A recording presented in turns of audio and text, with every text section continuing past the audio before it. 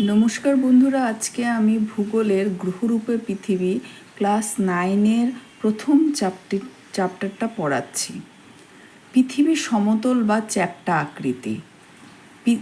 লোকেরা বিশ্বাস করত যে পৃথিবী সমতল এবং একটি প্রান্ত আছে, সুতরাং সীমার বাইরে নাবিকরা সমুদ্রে ভ্রমণ করতে ভয় পেয়েছিলেন, কারণ তারা পৃথিবী থেকে মহাকাশে পড়ে যাওয়ার ভয় পেতেন। দেখো, যখন আমাদের পৃথিবী সম্পূর্ণভাবে আবিষ্কৃত হয়নি তখন কি ভাবতেন, যখন যারা সমুদ্রে যারা ভ্রমণ করতেন তারা কি ভাবতেন যে একটি অংশ থেকে যখন আমি প্রান্ত সীমা পর্যন্ত যাব, তারপর কি হবে, মহাকাশ থেকে পড়ে যাব।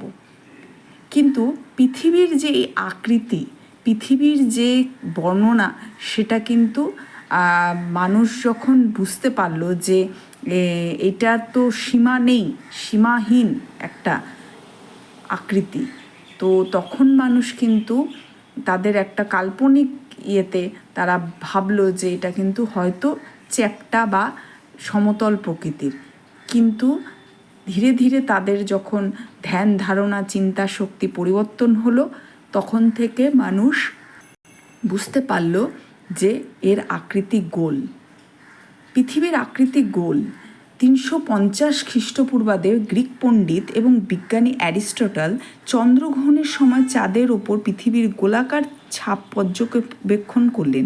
এই পর্যবেক্ষণ থেকে পৃথিবী গোলাকৃতি ধারণা প্রকাশ হয়। তাহলে অ্যারিস্টটল আমরা জানি যে তিনি একজন গ্রিক পণ্ডিত ছিলেন। তিনি কি দেখলেন যে পৃথিবীর ওপরে যে চাঁদের ওপর যে পৃথিবীর গোলাকার ছায়া, সেটা পর্যবেক্ষণ করে সে এই মানে তার অনুধাবন করলেন যে পৃথিবীর আকৃতি কিন্তু গোল। তারপর আছে কি চীনাদের ধারণা। চীনাদের ধারণা কি ছিল? প্রাচীনকালে চীনের লোকেরা বিশ্বাস করতো যে চীন ভূখণ্ডই হলো সমগ্র পৃথিবী। গ্রিকদের মতে পৃথিবী একটি অস্থিসমূহ সমুদ্রের দ্বারা বেষ্টিত একটি বিশাল দ্বীপের মতন। আবার সিরিয়া উপকূলে ফিনিশীয় নাবিকদের মতে পৃথিবী আকার সমতল হওয়া অসম্ভব, কারণ দেশের সীমান্তে পাহাড়, সমুদ্র থেকে উঠে আসা পাহাড়ের চূড়া প্রভৃতি দৃশ্যমান ছিল। এর থেকে তাদের ধারণা জন্মায় যে পৃথিবী মোটামুটি একটি অর্ধ আপেলের বা জলের আবহিকার রাখা একটি কমলালেবুর মতো। পৃথিবীর যে আকৃতি নিয়ে বিভিন্ন রকম মতাদর্শ থাকলেও অনেকেই কিন্তু আগে ভাবতো যে পৃথিবীর আকৃতি কমলা লেবুর মতন, চ্যাপ্টা, ওপর দিক আর নিচের দিকটা চ্যাপ্টা। ভৌগোলিক আবিষ্কারের যুগে 15 শতাব্দীতে ভূপর্যটনকারী নাবিকদের পৃথিবী প্রদক্ষিণ করার অভিজ্ঞতা থেকে জানা যায় যে পৃথিবীর আকার মোটামুটি গোলাকার। পরবর্তীকালে উল্লেখযোগ্য প্রাচীন পণ্ডিতরা প্রস্তাব করেছিলেন যে পৃথিবীর আকৃতি গোল ও গোলকের মতোই গোল। এবার দেখো, পৃথিবীর আকৃতি গোল তো বুঝলাম, কিন্তু তার জন্য তো একটা অভিজ্ঞতালব্ধ প্রমাণ প্রয়োজন। তার জন্য পণ্ডিতের মতামত কি আছে? আজ থেকে প্রায় 26,000 বছর আগে গ্রিক দার্শনিক পিথাগোরাস গাণিতিকভাবে প্রতিষ্ঠিত করেছিলেন যে পৃথিবীর আকার একটি গোলকের মতন গোল। এবং বরাহমিহির, আর্যভট্ট, কোপার্নিকাসের মতন বিখ্যাত পণ্ডিতগণও এর সাথে একমত রেখেছিলেন। বিজ্ঞানী অ্যারিস্টটল চন্দ্রগ্রহণের সময় চাঁদের ওপর পড়া পৃথিবীর ছায়ার প্রান্তভাগ দেখে পেয়েছিলেন এবং এই সিদ্ধান্তে পৌঁছেছিলেন যে পৃথিবীর আকৃতি আসলে প্রকৃত গোলকের মতোই। নাবিকদের পৃথিবী পরিবহন। এবার দেখো, যারা সমুদ্রতে যারা নাবিক ছিলেন, যারা যেত, তারা কি প্রথমে ভেবেছিল যে না, একটা প্রান্ত আসবে, তারপরে মহাকাশে আমাদের ছুটতে হবে। কিন্তু 1519 সালে পর্তুগিজ নাবিক ফার্দিনান্দ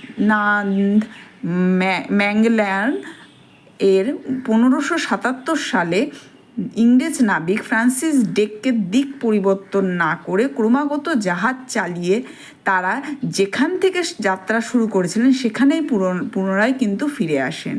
পৃথিবী গোলাকার বলেই এটি সম্ভব হয়েছিল।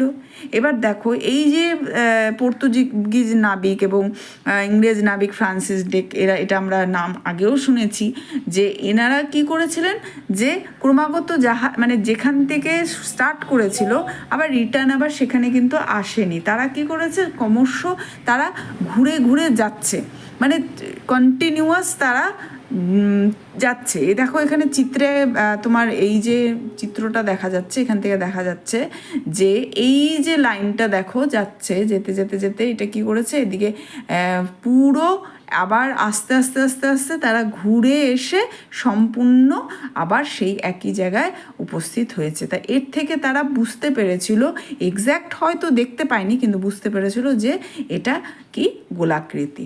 সর্বত্র একই সময় সূর্যাস্ত সূর্যোদয় হয় না। যদি পৃথিবীর সমান্তরাল হতো তাহলে কি হতো, যে এখানে সব জায়গায় একই লম্ব দৃষ্টিতে কি হতো, সূর্য আলোক পড়তো।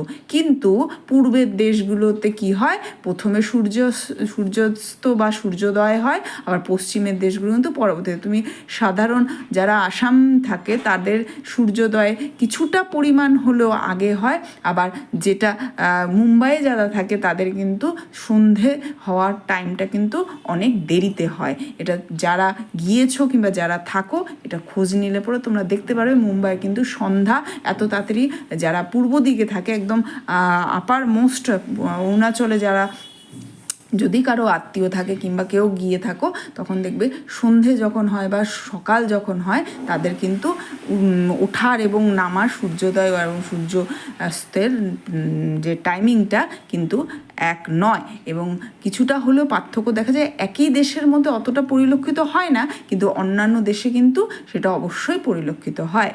দিগন্ত রেখার বিস্তৃতি, একটি বড় খোলা বিস্তৃতির দিকে তাকালে মনে হয় যেন আকাশ পৃথিবী একটি বৃত্তাকার রেখায় মিশে গেছে। বৃত্তাকার রেখাটি হলো দিগন্ত রেখা।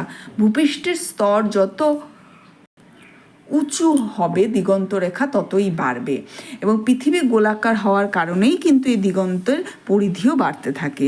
সূর্যাস্তের সময় ট্রেনে করে গেলে অথবা তোমরা যখন কোনো প্রান্ত সীমায় থাকে খালি মাঠে যদি তোমরা দেখো, তখন দেখবে দিগন্ত রেখার পরিধি কিন্তু বাড়ে।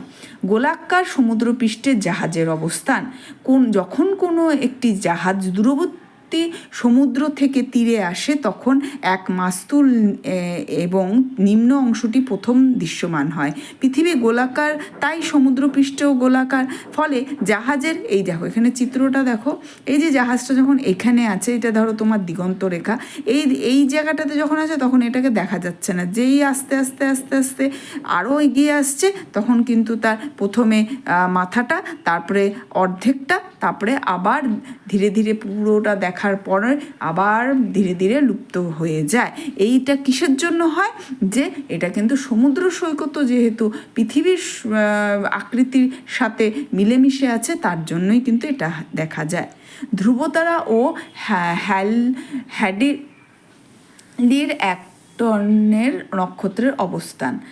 উত্তর গোলার্ধে ধ্রুবতারা সুমেরুর ঠিক উপরে রয়েছে। পৃথিবী যদি সমান্তরাল হতো তাহলে পৃষ্ঠের যে কোনো স্থান থেকে ধ্রুবতারাকে একই উন্নতি কোণে দেখা যেত, কিন্তু পৃথিবী গোলাকার, তাই ধ্রুবতারাকে কি হয়, বিষুবরেখার যে 0 ডিগ্রি কোণে এবং উত্তর মেরুতে 90 ডিগ্রি কোণেই কিন্তু দেখা যায়। অর্থাৎ নিরক্ষরেখার থেকে ধ্রুবতারা উন্নতি তোমার সময়ের দিকে বিস্তৃত হয়। দক্ষিণ গোলার্ধের হ্যাডলির এক নক্ষত্রের ক্ষেত্রেও অনুরূপ উন্নয়ন পরিলক্ষিত হয়। দূরবীন যন্ত্রের পর্যবেক্ষণ, সৌরজগতের সমস্ত গ্রহের আকৃতি কি গোলাকার, অর্থাৎ পৃথিবী ও সৌরজগতেরই একটি গ্রহ, এটা অটোমেটিকলি। তাহলে অন্যান্য গ্রহ যদি একই আকৃতি হয়ে থাকে তাহলে পৃথিবীর আকৃতিও আমরা গোল সেটা বলতে পারি। পৃথিবীর আকৃতির প্রত্যক্ষ প্রমাণ, বেডফোর্ড লেভেলের পরীক্ষা। এবার দেখো 1870 সালে বিজ্ঞানী অ্যালফ্রেড, এখানে দেখো একটি পরীক্ষা করা হয়েছে পৃথিবীর আকৃতি প্রমাণ করার জন্য। তার জন্য তিনি কি করেছিলেন, বেডফোর্ড লেভেলের পরীক্ষা। 1870 সালে বিজ্ঞানী অ্যালফ্রেড রাসেল ওয়ালেস একই সরলরেখায় 1 মিটার দূরত্ব অনুযায়ী একটি ভেলার সহায়তায় ইংল্যান্ডের বেডফোর্ড খালে একই উচ্চতায় 3টি খুঁটি কী করেছিলেন, ভাসিয়েছিলেন। পরে দূরবীক্ষণের সাহায্যে দেখা যায় মাঝের খুঁটিটি মাথা অন্য 2 খুঁটির মাথার চেয়ে সামান্য উঁচু। পৃথিবী গোলাকৃতি হওয়ার জন্যই এই কিন্তু খুঁটির মাথা কিন্তু উঁচু দেখা যায়। পৃথিবী সমতল হলে তাহলে কি হতো, সমান হতো। এখন এই জিনিসটা আমি একটা পরীক্ষার মাধ্যমে তোমাদের দেখাচ্ছি। এই দেখো বন্ধুরা, এটা একটা কি গ্লোব। এবার এটাকে আমরা যদি একটা পরীক্ষা করি, এই 3টে পেনকে আমি যদি সমান্তরাল জায়গা, এটা একটা সমান্তরাল জায়গা এখানে আমি রেখেছি, তো এটার উচ্চতাটা দেখো সমান, তাই তো? এবার যদি আমি এই পৃথিবীর ওপরে রাখি, যদি আমি আমার গ্লোবটার উপরে রাখি, তাহলে কি অবস্থায় দাঁড়াবে দেখাচ্ছি। এখানে যখন আমরা গোলাকৃতির উপরে অবস্থান করলাম 3টে পেনকে, তখন মাঝখানের পেনটা একটু উঁচু অবস্থান করেছে। এখান থেকে আমরা বুঝতে পারি যে সমান্তরাল জায়গায় কোনো কিছু যদি তুমি সমান কিছু একটা বসাও, তখন কিন্তু সেটা 3টাই সমান দেখা যায়। কিন্তু যখনই একটা ইউ শেপ বা চাঁদের পৃষ্ঠের মতন যদি ইউ শেপের কোনো জায়গায় বসাও, তাহলে কিন্তু জিনিসটা কী হবে, মাঝের অংশটা একটু উঁচু অবস্থান করবে, বা তারা একই সরলরেখায় যে অবস্থিত নয় তা কিন্তু আমরা খুবই ভালো করে প্রমাণ পেতে পারি। এর থেকে আমরা বুঝতে পারি যে বেডফোল্ডের পরীক্ষাটা কিন্তু অবশ্যই গ্রহণযোগ্য, এবং পৃথিবীর আকৃতি যে সমান্তরাল নয় সেটা কিন্তু আমরা খুবই সুন্দরভাবে জানতে পারি। তো আজকের পর্যন্ত এতটুকুনি থাক। নেক্সট ডে আমি আরও কিছু উদাহরণ নিয়ে তোমাদের কাছে আসব পৃথিবীর আকৃতি প্রত্যক্ষ করার জন্য। ধন্যবাদ।